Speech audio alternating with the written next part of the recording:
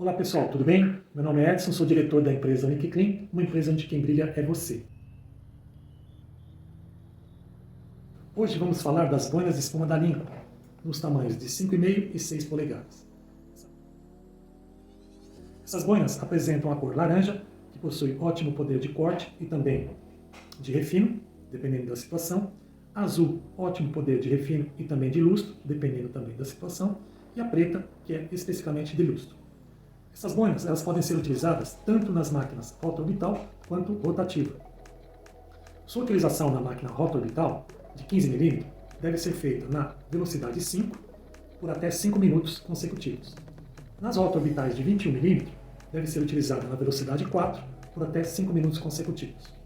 Outro detalhe sobre essas boinas é que quando o profissional estiver trabalhando e perceber o acúmulo de abrasivos, deve ser feita a limpeza com uma escova de cerdas macias, na velocidade adequada da máquina, com a sua máquina ligada na velocidade adequada. Se houver a necessidade de uma lavagem, essa lavagem deve ser feita com água e detergente neutro.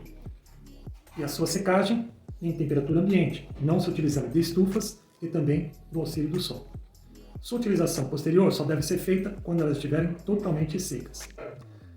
Hoje nós falamos sobre as boinas da Lincoln. Se você gostou do vídeo, deixe seu comentário, faça sua inscrição e nos vemos no próximo vídeo. Valeu!